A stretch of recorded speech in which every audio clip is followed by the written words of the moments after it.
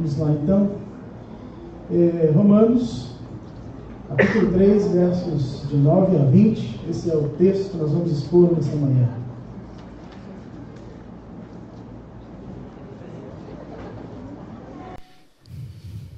Vamos ouvir a palavra de Deus. Romanos 3, 9 a 20. Diz assim a palavra de Deus: Então, somos superiores a eles? De modo nenhum, pois já demonstramos que tanto judeus como gregos estão todos debaixo do pecado. Como está escrito, não há um justo, nenhum sequer. Não há quem entenda, não há quem busque a Deus. Todos se desviaram juntos, se tornaram inúteis. Não há quem faça o bem, nenhum sequer. A garganta deles é um sepulcro aberto. Enganam com a língua. Debaixo de seus lábios há veneno de serpente. Sua boca está cheia de maldição e amargura. Seus pés se apressam para derramar sangue. Nos seus caminhos há destruição e miséria. E não conheceram o caminho da paz. Não possuem temor de Deus. Ora, sabemos que tudo o que a lei diz é para os que estão debaixo da lei que ela diz. Para que toda boca se cale e todo mundo fique sujeito ao julgamento de Deus. Porque ninguém será justificado diante dele pelas obras da lei. Pois pela lei vem o pleno conhecimento do pecado. Vamos orar. Senhor, obrigado mais uma vez podermos expor livremente a Tua palavra. Obrigado, Senhor, porque nós cremos na fidelidade das Escrituras, em comunicar todos os Teus desígnios, a Tua vontade para nós. Então, Senhor, nos ajude nessa manhã. Tanto o que prega quanto aqueles que ouvem sejam transformados por essa palavra, sejam alimentados por essa palavra. Pedimos, Deus, a Tua misericórdia e a Tua iluminação, em nome de Jesus. Amém. Irmãos, nós, seguindo um ciclo ainda de ministrações, terminamos na última semana o tema dos 5 solas, que foi pregado pelo Igor e o Guilherme nos últimos 5 finais de semana. Nós vamos persistir um pouco diferente do tradicional, que é falar ainda de temas importantes à Reforma Protestante. E por isso nós escolhemos falar de um catecismo, falar de uma confissão de fé que é muito importante para nós. A Igreja Esperança adota esses que nós chamamos de 3 símbolos de unidade. Um deles é o Catecismo de Heidelberg. Esse catecismo ele se tornou um documento muito importante, produzido pela Reforma, 1553. O rei Frederico III, ele buscou ali alguns teólogos, homens piedosos, para tratar de assuntos importantes, dadas as transformações culturais, políticas, filosóficas daquela época. Esses homens, então, eles compuseram esse documento, que se tornou para nós um documento importante. A Igreja Esperança ela adota esse documento como um dos princípios. Está lá na sua carta de princípios. Os irmãos todos que já passaram aí pela experiência tenebrosa para alguns, de ter que enfrentar a entrevista para se tornar membro, vai lembrar muito bem do que eu vou falar hoje. E essa é uma pergunta principal do nosso catecismo também. Não é nosso, nós não o compusemos, nós apenas adotamos algumas perguntas do Catecismo de Heidelberg para compor o que nós achamos importante em termos daquilo que deve ser o fundamento da nossa fé. Nós vamos, então, pregar nesses próximos 4 domingos sobre esse triplo conhecimento, e o Guilherme fez uma inversão. Depois vocês vão entender. A primeira pergunta do catecismo diz do nosso consolo, qual é o consolo. O Guilherme vai deixar para consolar vocês por último, ele só trocou a ordem, porque essas próximas 3 é só paulada. Então recebam o consolo no dia 29. Nós não vamos tratar disso hoje, Vamos tratar, então, dos 3 fundamentos, 3 perguntas, 3 conhecimentos. Hoje vou tratar do primeiro conhecimento. Quando a gente faz aquela pergunta que muita gente fica com medo de responder, né? Qual é o nosso único consolo na vida da morte? Aí todo mundo sabe. O que eu preciso saber para viver, né, nesse fundamento? Aí a gente já se enrosca um pouco. Então, espero que isso também ajude os irmãos que pretendem se tornar membros, né, a memorizar esses 3 questionamentos. Né? Eu coloquei como título do sermão ali uma interrogação entre parênteses, justamente para entendermos que antes de ser só uma pergunta, ela é uma afirmação. Que afirmação que nós precisamos fazer? Né? O que a gente precisa entender? Quão grande é a nossa miséria e os nossos pecados? Essa é uma pergunta que não pode ficar sem resposta por nenhum cristão. Então, antes de perguntar, a gente tem que afirmar isso. E a minha intenção nessa manhã é que a gente possa entender quão grande são os nossos pecados e a nossa miséria. Por que eu escolhi o texto de Romanos capítulo 3? Porque, lendo, né, alguns comentários sobre o catecismo, isso fez muito sentido para mim também. Alguns comentaristas, eles fazem uma relação do catecismo. Por que o catecismo foi composto nesses 3 grandes grupos? Nessas 3 perguntas fundamentam todo o conjunto de perguntas do catecismo, que são 129. Da pergunta 1 até a pergunta 12, os catequistas, eles pretendem responder essa pergunta. Eu vou citar algumas perguntas aqui durante o sermão, mas a pergunta é essa: qual é a nossa miséria? E qual é a base teológica, qual é o fundamento bíblico que eles usaram para isso? O livro de Romanos. Então, o catecismo de Heidelberg está todo fundamentado em Romanos. A primeira parte, a primeira pergunta, diz respeito aos capítulos 1 a 3. Capítulo 4 até o capítulo 11, Paulo vai falar da graça e ele vai responder, né, como, então, nós somos salvos desses pecados. Isso vai ficar para a semana que vem.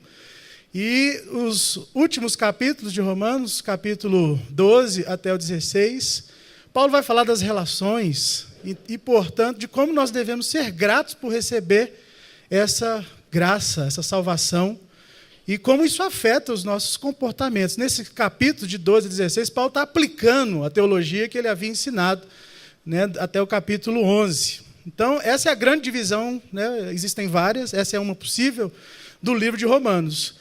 Os autores, né, que compuseram aí o catecismo, eles se basearam nessa tripla divisão. Por isso, 3 perguntas que nós vamos responder. Eu escolhi o texto de Romanos 3, no finalzinho, né, até o capítulo 20, porque é aqui que Paulo faz uma conclusão do que ele disse antes, até do capítulo 1, 2 e 3 até o verso 20, que é o que nós acabamos de ler. É uma conclusão de tudo que ele havia dito. O que Paulo está dizendo aqui para nós?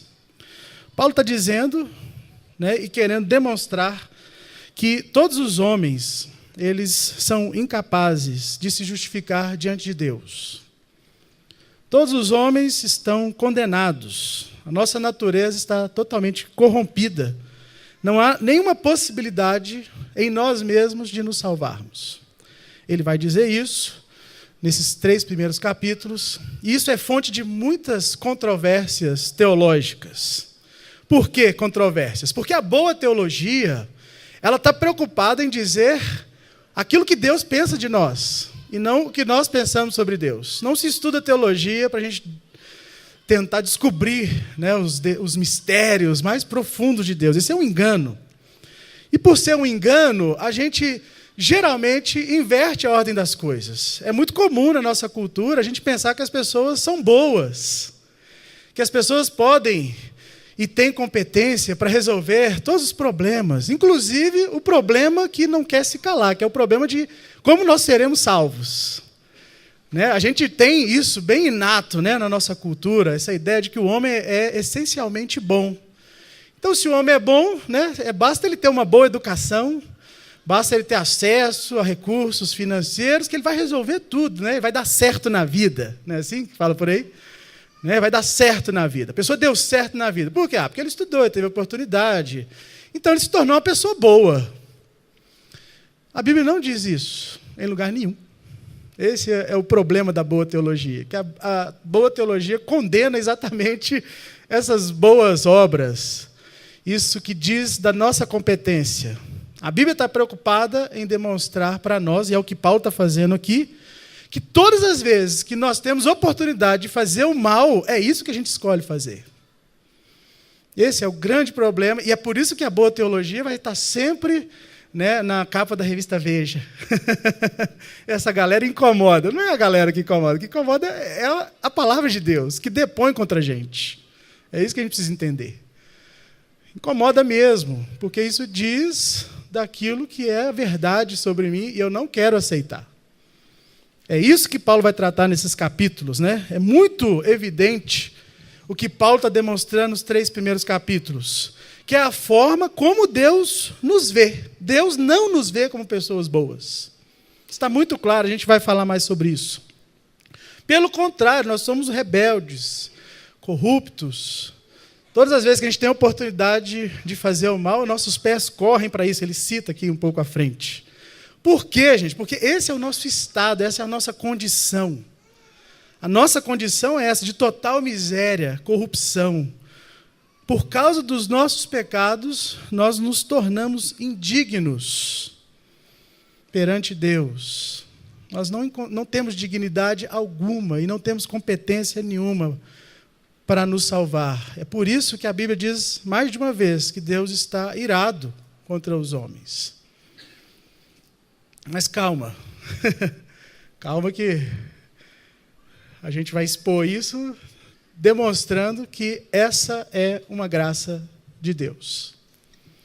O que Paulo vai fazer aqui, então, nessa conclusão, dos versos 9, eu vou tentar passar por todos os versículos, como eu tenho tentado fazer sempre, é demonstrar que essa é a nossa condição, mas que existe esperança. Essa mensagem é de esperança. Ao contrário de que muitas pessoas, né, acham, né, pô, a gente vai na igreja só para tomar paulada. Não. A gente deve ouvir a voz de Deus para se reconhecer vulnerável. Essa é a grande questão. Não é só para tomar paulada, porque se você diz que está tomando uma paulada, subentende que a gente não aceitou isso como verdade, né? Dói. É algo que é penoso. E é o contrário que a Bíblia está dizendo. A Bíblia está dizendo que essa é uma demonstração do amor de Deus. Que você não tem competência e Ele fez tudo por você. Ele realiza o que tem que ser realizado para te salvar. Ele te deu tudo. Ele fez tudo por você. Você não tem trabalho nenhum. A não ser crer, ser iluminado por Deus e reconhecer que essa é a nossa condição. Só pode ser salvo quem reconhece que está perdido. Já viajou para o interior? Ficou preso? Uma vez eu fui para o norte de Minas, São Romão, o nome da cidade. E aí eu peguei um caminho, na época não tinha GPS, e nem se tivesse ia pegar. E eu estava com aqueles guias 4 rodas, olhando o mapa, e aí, quando estava dirigindo mais de 150 quilômetros, eu me deparei com o Rio São Francisco, sem ponte. Imagina o meu desespero. Gasolina acabando, falei, e agora? Quem vai me salvar? Na hora que eu bati o olho no Rio São Francisco, eu falei, Jesus, o carro não vai passar por ali, né? Só se Moisés aparecesse. Está aqui o Moisés assentado na primeira fileira.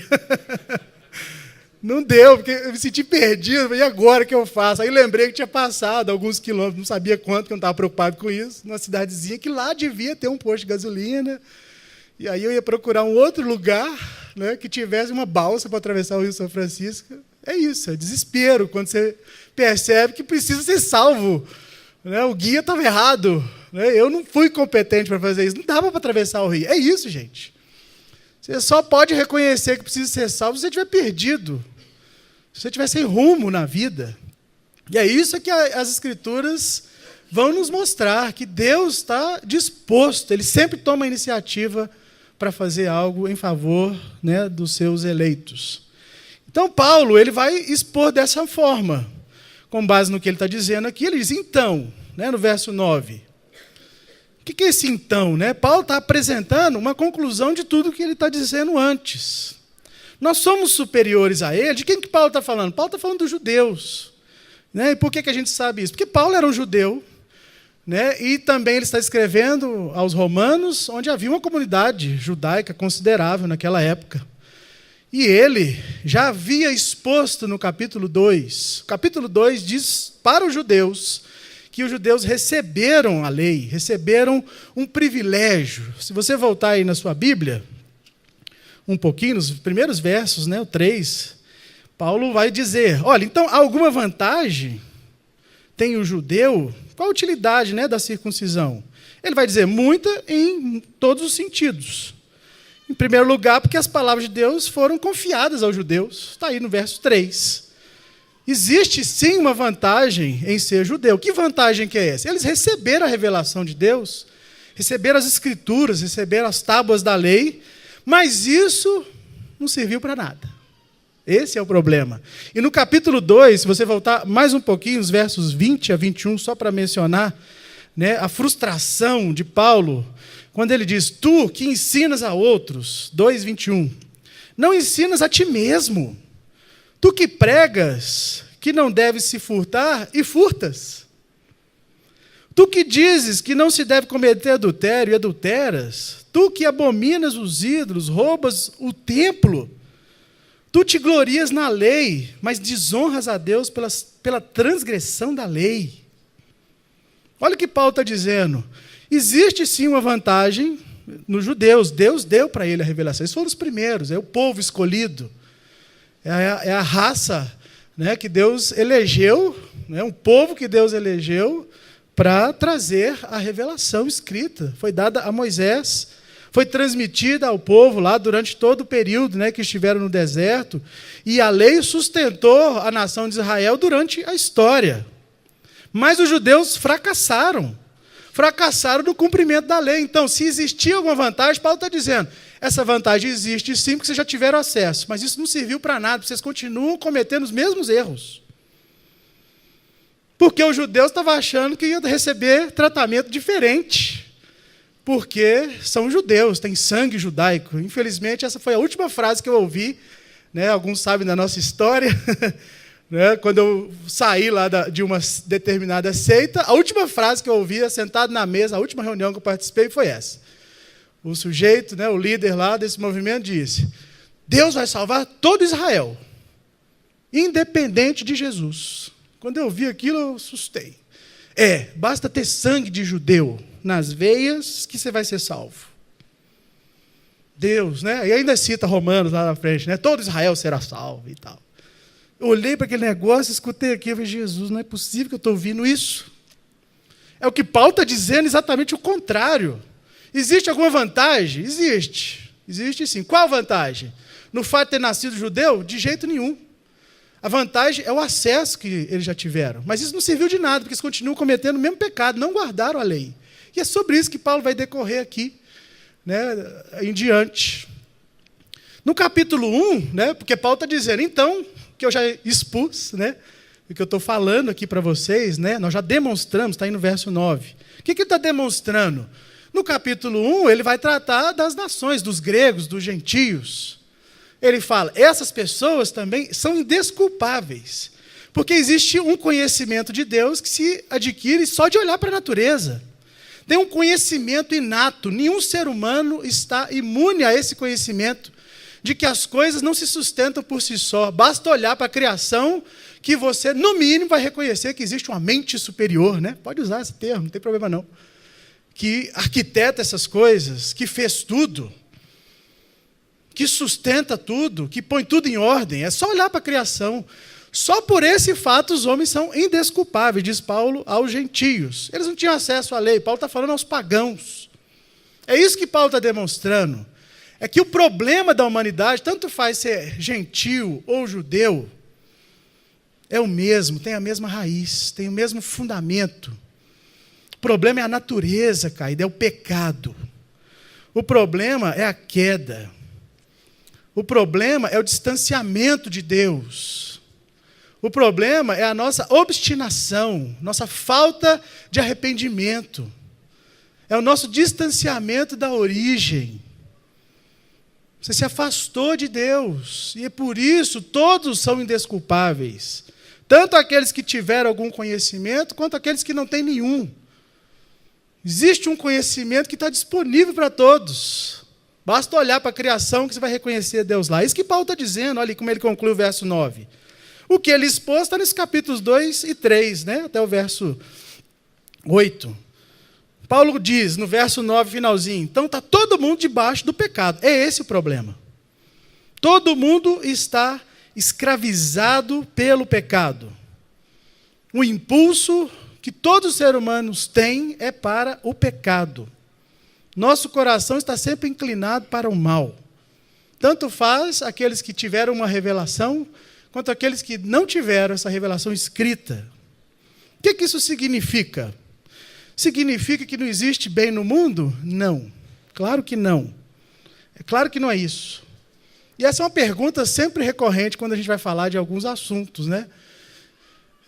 Ontem estava falando com um irmão sobre divórcio, aí ele falou assim, então me explica um negócio. Depois que você dá todos os argumentos bíblicos, a pergunta que surge automaticamente é, por que existem pessoas que não são cristãs e que têm bons casamentos?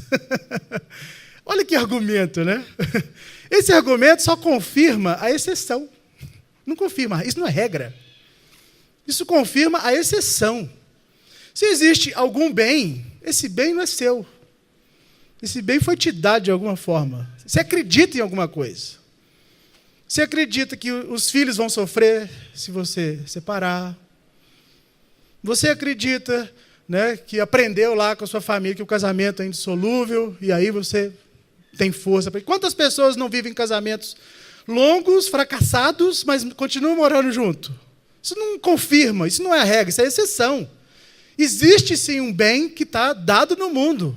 É uma graça que Deus disponibiliza. Eu te digo sem medo de errar, meu irmão.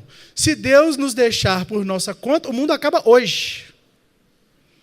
Você não tem capacidade de fazer o bem. E se existe algum bem no mundo, isso é dado por Deus.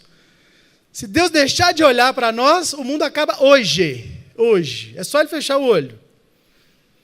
Porque a disposição do nosso coração é para o mal. Então, se existe algum bem, isso é sinal que aponta para um bem maior. Deus está dando essa graça para algumas pessoas, sejam elas cristãs ou não, isso não importa. Não interessa. Não é disso que nós estamos tratando. As coisas boas existem sim. As coisas boas são dadas por Deus. Porque em Deus não habita a maldade. Todo bem procede do Senhor. Todo bem procede do Senhor. E eu diria mais, essas pessoas quando, né, as coisas dão certo, né, elas se gabam, já viu? A consequência imediata de alguma coisa dar certo na nossa vida é um orgulho. Né? Você fica orgulhoso de que algo deu certo. Então eu sou melhor. Né? Aí você acredita na predestinação imediatamente. Sou predestinado. Aí você não tem problema nenhum com a predestinação. Não é assim? Deu certo. Então, se está dando certo, esse é o sinal, né, da bênção e tal. E por aí vai. Está errado. Olha, porque isso levanta dentro de nós algo terrível, que é o próprio orgulho de ser muito bom. O orgulho de se ensimesmar, de achar que tem justiça própria, que pode fazer as coisas acontecerem do jeito que você quer. Olha o mal que está por trás disso. A justiça, quando ela nos alcança, ela vem de fora. Ela vem de fora. Nós não temos essa habilidade. Quantos de nós aqui já não fizemos um voto assim, a partir de amanhã eu não vou cometer tal e tal pecado? Quem deu conta? Seja sincero. Fale a verdade. Você não tem capacidade nem de decidir se você vai deixar de pecar. Nem isso você tem capacidade. Não temos. Ninguém tem. Então a partir de amanhã eu vou deixar de cometer esse pecado aqui, porque eu sei que Deus desagrada. Claro que Deus desagrada. Olha como a Escritura é linda. Nem é esse o problema, meu irmão. O problema é anterior, o problema é um problema de reconhecimento, de conexão. Porque afirmar a sua bondade pode ser um sinal de que você é extremamente orgulhoso. Agora, o que a Bíblia está nos dizendo é que nós precisamos afirmar uma dependência de que algo nos alcance, de que uma justiça seja dada para nós, de que alguém pode fazer algo por mim.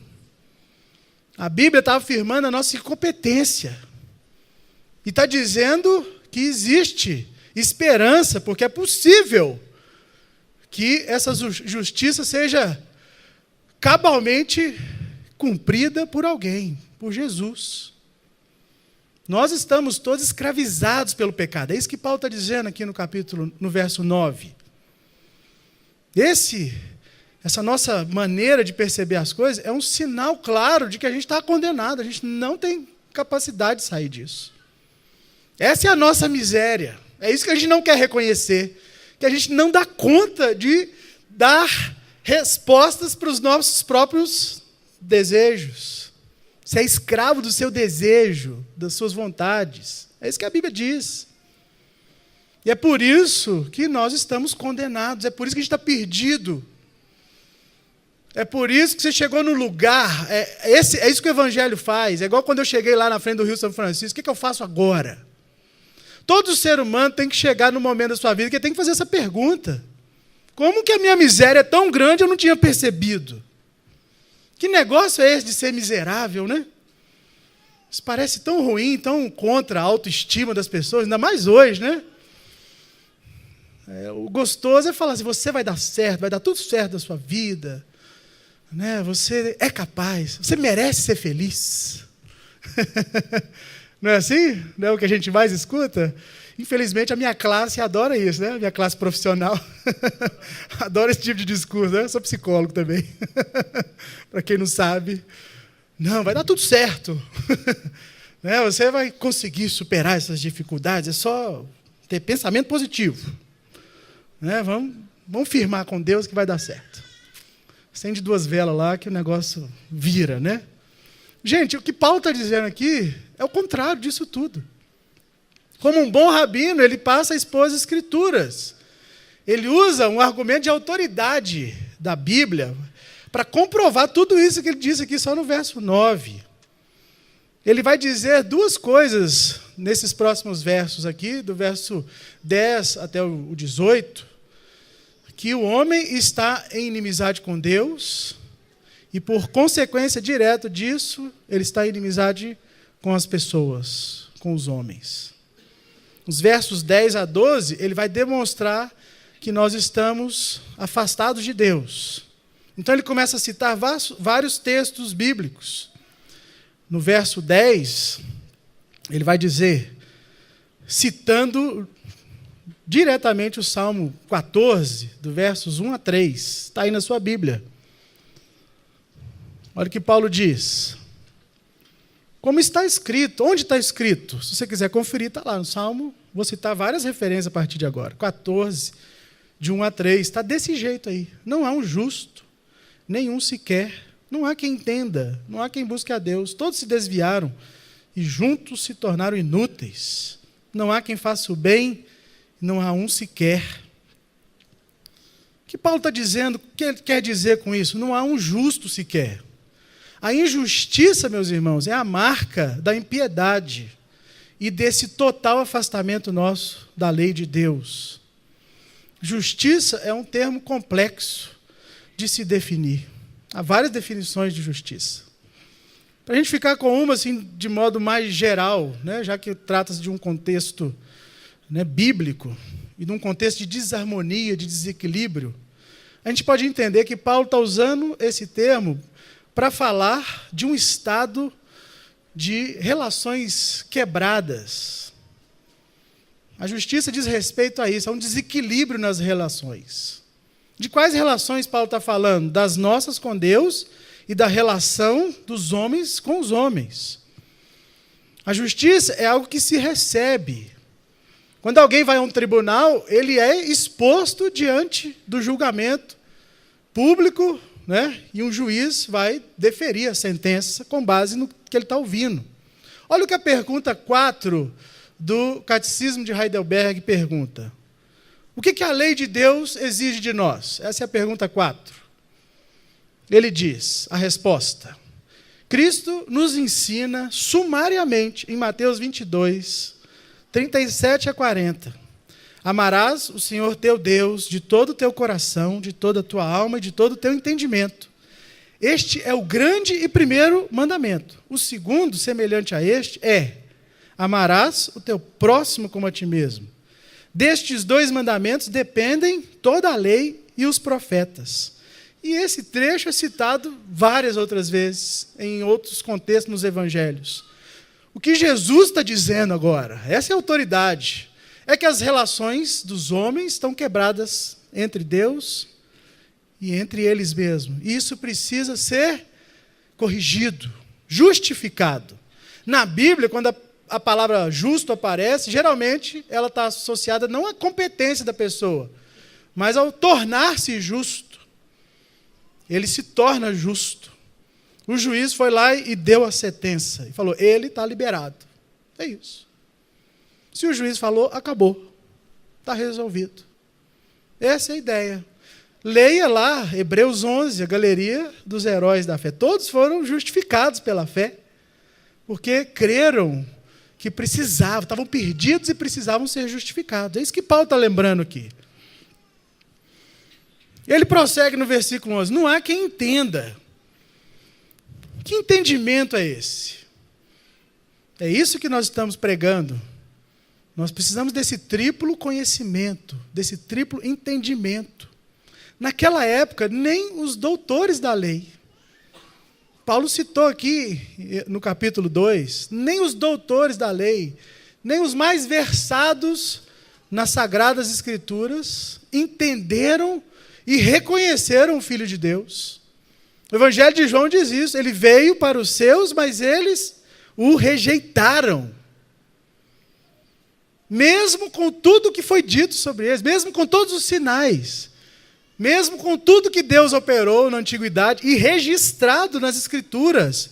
É por isso que Mateus diz, dessa revelação que nós precisamos ter, de amar a Deus e amar o próximo, depende de tudo que foi escrito antes. Depende de tudo que está na lei e nos profetas. É assim que Cristo resume toda a lei. Mas Paulo está dizendo, não há quem entenda. Por quê, meus irmãos? Porque o pecado afeta a nossa capacidade de discernir a vontade de Deus. Isso que Paulo está demonstrando. Olha o que Isaías diz. E esse texto é fabuloso. No capítulo 6, Deus vocaciona Isaías, né, e ele fica atordoado com aquela visão, e aí Deus dá para ele uma tarefa irônica. Se você ler o texto, você começa a rir.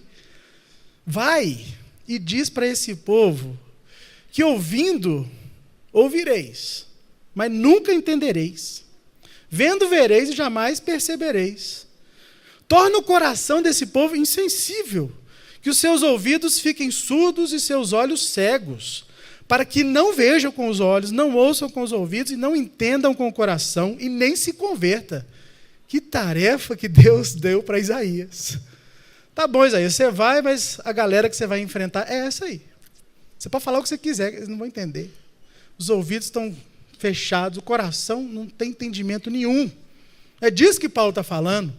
Mesmo com toda a revelação de Deus disponível, nem aqueles que foram eleitos, nem aqueles que foram selecionados por Deus, né, para replicar a lei, para aplicá-la às suas vidas, foram capazes de compreender.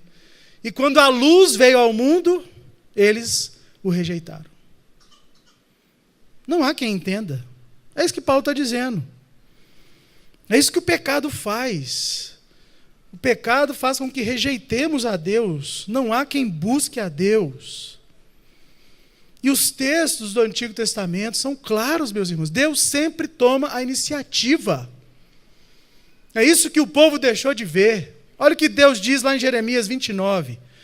Vós me buscareis e me achareis quando me buscareis de todo o coração. Mas a história comprova o contrário. É por isso que Paulo diz que nós estamos em inimizade com Deus. Por quê? Porque as pessoas buscavam a Deus por interesse. Nesse trecho de Jeremias aqui, eles estavam voltando da Babilônia. Estava todo mundo quebrantadinho. Claro, oprimido. havia um mar de pessoas mortas. Sabe aquele vale de ossos que esse mesmo profeta fala aqui? É gente morta de Jerusalém até Babilônia.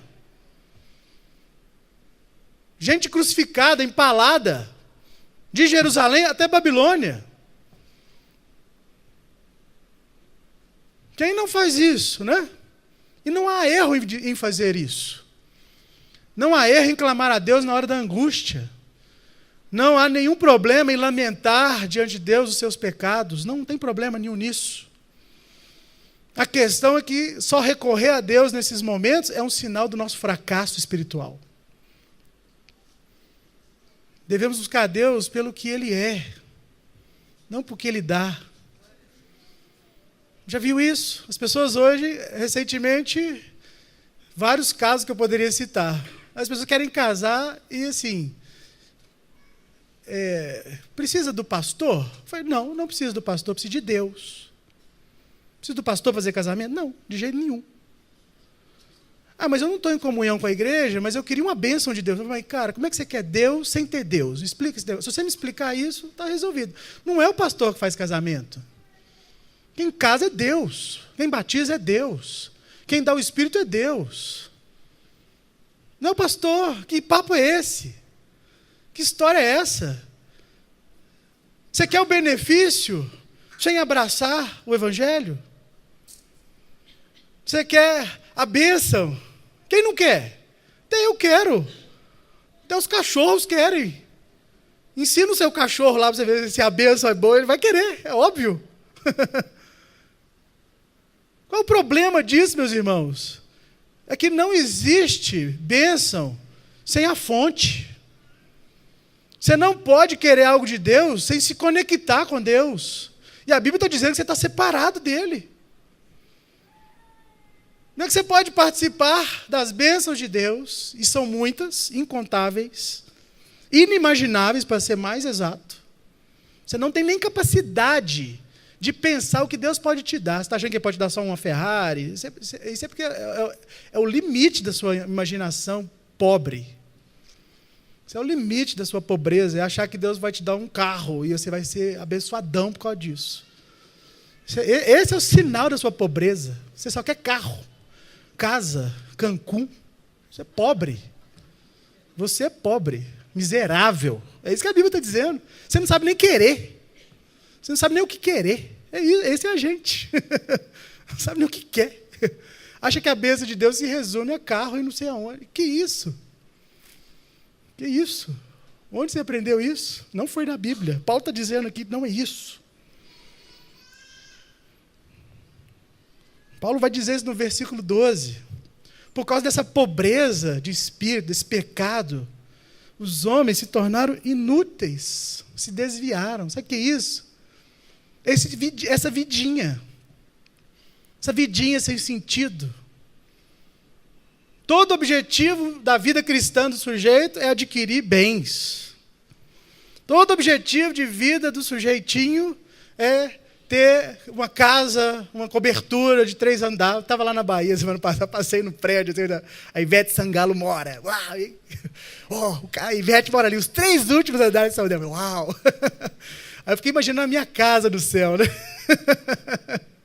É ali que ela mora, que bom, seja feliz. Não é disso.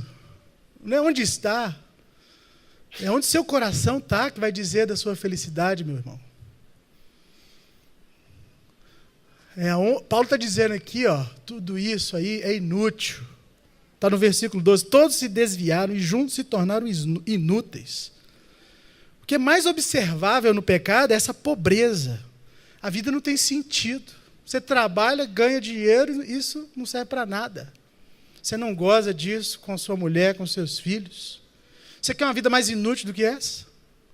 Você quer uma vida mais inútil do que só perseguir as coisas e quando alcança você fala assim, era só isso? Essa é a inutilidade, a futilidade da vida que Paulo está falando aqui. Filosofia, né? Lá de Isaías, que Paulo cita. Comamos e bebamos que amanhã morreremos. Essa é a vida sem sentido. Vamos só comprar carro, casa, né? Seja rico das bênçãos, né? Que bênção? É a casa não sei aonde, né? Não sei o quê. Paulo está dizendo para nós, gente, que isso é inútil. O resultado disso é que a gente continua perseguindo essas coisas e ele diz, não há quem faça o bem. Mesmo que você alcançar todas essas coisas, isso é inútil. A sua alma não vai estar em paz. Você não vai encontrar felicidade. Porque a felicidade, coloquei essa frase pensando nesse sermão lá. Felicidade você só encontra quando você estiver em paz com Deus, com a origem, com aquele que te criou. Quando seu coração estiver em paz, você pode ter carro. Eu não estou falando contra o carro, não tenho problema nenhum. Pode me dar uma Ferrari que eu vou andar com ela. Problema nenhum com isso. Quero saber se o dia que essa abastança viesse, o seu coração continua em paz com Deus. Porque tanto a desgraça quanto a bonança pode afastar os seus olhos de Deus. Esse é o problema do ser humano. Porque você vai acreditar que você é competente para isso. Paulo está dizendo que não, é impossível você fazer o bem. Você pode gozar de todo o bem que Deus te dá. E isso é ótimo. Ore a Deus e peça a Deus. Eu não sou adepto da teologia da desgraça e da maldição. Não sou. Eu sou adepto da teologia da riqueza, da beleza, do que Deus é capaz de fazer. E dar vida boa para as pessoas mesmo. Claro que eu creio nisso. Claro que eu creio. Mas eu preciso estar atento ao que Paulo está dizendo aqui, inspirado por Deus. Não há nenhum bem em mim mesmo capaz de me reconciliar com Deus. Então você pode ter tudo, mas se o seu coração, e pode não ter nada, mas se o seu coração não estiver em Deus, você nunca vai encontrar a paz. Nunca. Vai viver atormentado. Nos versos 13 e 17, Paulo continua, só que agora ele vai dizer como esses pecados afetam as nossas relações, uns com os outros, com as pessoas. Lembra lá do segundo mandamento, segunda parte do maior mandamento, como Jesus ensina? É isso. Olha o que Paulo diz no verso 13. A garganta desses homens aí, dos ímpios, está cheia de maldade. É como um sepulcro aberto. Olha essa imagem. Você tem noção? Já foi em velório? Eu lembro da minha avó quando faleceu. E aí os filhos tiveram que sair de longe. O caixão estava fedendo. E já estava pingando. E no interior as pessoas velam, não é na igreja, dentro de casa, né? A família do meu pai é toda do interior. Eu custei ficar dentro de casa. E o caixão já estava fechado, porque se ficasse aberto, era insuportável o cheiro. Olha a imagem que Paulo está usando, gente, para dizer como que o pecado afeta a relação entre as pessoas. É igual um caixão aberto de uma pessoa podre. É isso que o pecado faz. Ele está citando aqui o Salmo 5. Lá o salmista diz, Deus não tem prazer na injustiça, porque nem o mal habita junto com ele. Mas a boca dos ímpios está cheia de podridão, de maldade. É igual esse caixão aberto aqui. Essa é uma imagem muito forte. É isso que o pecado leva a gente a fazer, é destruir os outros com as palavras. Quem aqui nunca sofreu porque ouviu uma palavra maldita de alguém que gosta, de alguém que ama? Já viu quando a mãe diz para um menino que ele não presta e não vai dar nada na vida? Como que isso marca a vida dessa pessoa? Já viu quando um filho fala para o pai que ele não presta, que ele é isso, que ele é aquilo? É disso que Paulo está dizendo. A boca dessas pessoas está cheia de piedade. A língua é igual uma espada afiada para fazer o mal, é uma espada mortífera. A língua desses homens cheia de pecado está cheia de mentira, de engano, de destruição, de separação. É isso. Não é à toa que Tiago dedica lá um capítulo inteiro para falar da língua e como ela é ferina, como a língua é um mundo de maldade, a expressão que ele usa lá. Por quê? Porque a boca dessas pessoas está cheia de veneno. Olha o que Paulo diz aí, está citando o Salmo 140. Paulo está mostrando que a nossa disposição é sempre para matar o outro com a nossa língua, com a nossa palavra. É igual uma serpente venenosa que, quando dá o bote, paralisa o sistema nervoso central. Você fica imóvel. É isso que a língua cheia de impiedade faz. Versículo 14. A boca deles está cheia de maldição e amargura. Paulo está citando o Salmo 10, versículo 7, mostrando que a impiedade é revelada pela capacidade que os homens têm de fazer discórdia, fofoca, mentira. É isso que Paulo está dizendo, engano, discórdia. A verdade é que a nossa língua está pronta para matar alguém, para assassinar alguém. Assassinar os sonhos do outro, a vida do outro, a existência do outro. Quem não sofre com isso, meus irmãos? Quem não sofre com essas coisas? Quais os efeitos psicológicos disso aqui na vida de alguém? Claro que existe. Os consultórios estão cheios de gente assim. Traumatizadas. Por quê? Por causa da impiedade com que as pessoas usam a língua. Paulo continua dizendo, os pés deles, versículo 15, apressam para derramar o sangue. Ele está falando da mesma coisa, gente. Olha como todo o texto bíblico aponta para dizer que nós corremos para fazer o mal. Nossos pés aceleram para derramar sangue. Parece que esse é o curso natural da humanidade sem Deus. E aí os versos 16 e 17, ele continua. Nos seus caminhos a destruição, miséria. E ele chega no verso 18 e diz, não, eles não possuem temor de Deus. Citando lá o Salmo 36. O que é o temor de Deus? Temor é essa consciência que você recebe pelo Espírito de Deus, de que nada foge ao olhar do Senhor. Você pode esconder de quem você quiser, mas você não pode se esconder do olhar ativo de Deus. E Paulo está dizendo que o resultado do pecado é que ele tira a nossa consciência do juízo. É o que ele vai tratar logo em seguida. Na próxima pergunta, semana que vem. O homem perde a consciência de si mesmo e da condenação. Essa é a tristeza maior do pecado. Essa é a nossa maior miséria. É que você fica tão afogado em si mesmo que você esquece que existe gente do lado de fora. E existe Deus acima de tudo. E que nada vai passar batido. Nada. Essa semana eu recebi um áudio também de uma irmã atormentada lá com aquele evento lá de Janaúba. Por quê? Que tristeza. E ela chorava mesmo, assim, sincera. A única coisa que eu podia dizer para aquela mulher é que nenhuma impiedade vai passar batida. Você acreditando nisso ou não. Nenhum mal vai ficar sem juízo. Nenhum. Porque Deus não é injusto. Nenhum tipo de mal nessa vida vai passar sem que Deus julgue a maldade dos homens. E eu sei que isso parece duro, mas essa é a verdade bíblica.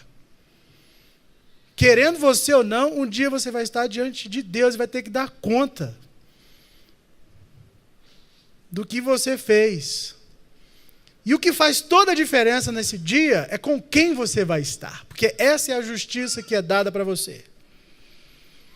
Se você for sozinho, você vai ter que colocar na mesa a sua competência. Mas se você levar o advogado fiel, Jesus Cristo, aquele que media dia e noite por sua causa, está lá agora. Sabe o que Jesus está fazendo agora? Agora. Dia 8 de dezembro, 11h50. Jesus está mediano. Mediano. Ele é a oferta, ele é o sumo sacerdote. Ele está agora fazendo isso, por sua causa. Vai para lá sem Jesus para você ver o que vai acontecer. Aliás, não vá. Por favor. Não faça essa loucura. Só há um que pode resolver esse problema do pecado, é Cristo. Creia, receba essa luz do Espírito de Deus hoje. A lei é insuficiente, é o que Paulo vai dizer aqui, ó. Nem a lei tem essa competência. A lei não foi dada para salvar. A lei não foi dada para isso. É assim que Paulo conclui, é assim que eu quero concluir. Versos 19 e 20. A lei foi dada por quê? Deus sabia, então, que a gente não podia dar conta de tudo? Claro que Deus sabia, gente. Claro que Deus sabe. Porque a lei não erradica o pecado. A lei aponta o pecado. A lei denuncia o seu pecado. É isso que Paulo está dizendo aqui nos versos 19 e 20. A lei, ela faz um diagnóstico de você. A lei aponta a sua miséria. A lei te torna culpável diante de Deus. Porque na sua consciência, quem se julga a si mesmo? Se nós julgássemos a nós mesmos, nós não seríamos julgados. Olha o que o pecado faz, ele rouba essa consciência. E essa é a maior ilusão do pecado. É isso que o pecado faz de pior, na minha opinião. O pecado faz você acreditar que esse falso diagnóstico que você faz de você mesmo é verdade. Essa é a maior miséria do ser humano. O pecado faz você acreditar que você pode salvar a si mesmo, que você é uma pessoa boa. Mas a lei foi dada para apontar as razões pelas quais nós fomos condenados. É assim que Paulo conclui. A lei foi dada para te humilhar, para te denunciar. O evangelho é pregado para mostrar a nossa condição. Mas não só isso. Essa é a primeira parte. Não falte os próximos 3 sermões, por favor. Sempre cabe a mim, eu não sei porquê, falar dessas coisas. Mas já quero te animar, meu irmão, minha irmã. Tudo isso é exposto como um sinal da graça de Deus. Essa mensagem parece dura e pesada, mas não é. Ela é um alerta para você. Você está cego. Eu estou cego sem Cristo. Eu não consigo ver a realidade das coisas se Cristo não iluminar o caminho. Entenda, de uma vez por todas, que essa é a nossa esperança, que se nós estamos em Deus, se nós obedecemos à lei de Deus, se nós, pela graça que nos foi dada,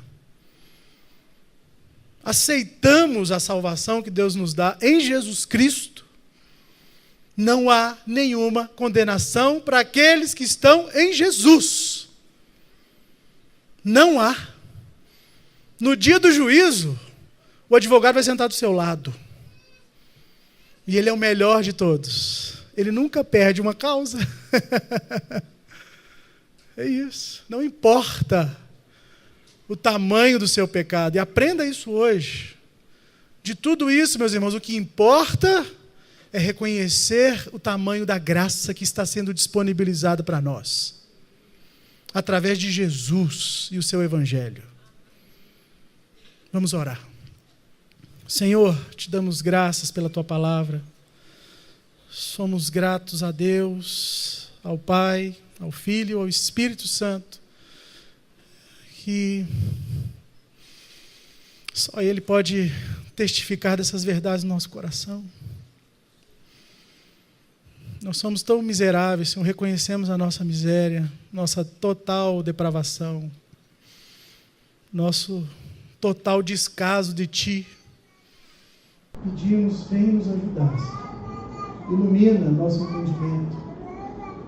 Ilumina, Senhor, para que não sejamos desse modo que Paulo está dizendo. Não há quem entenda, nós queremos entender e sabemos que só podemos fazer assim se o Teu Espírito vier à luz, que testifica das verdades, das Escrituras e desse amor incomensurável de Deus por nós, que apesar de tudo isso que está sendo exposto hoje decidiu amar e dar a própria vida por mim, pecador. Mesmo eu sendo o maior de todos os pecadores, o Senhor me amou ao ponto de dar o Filho no meu lugar.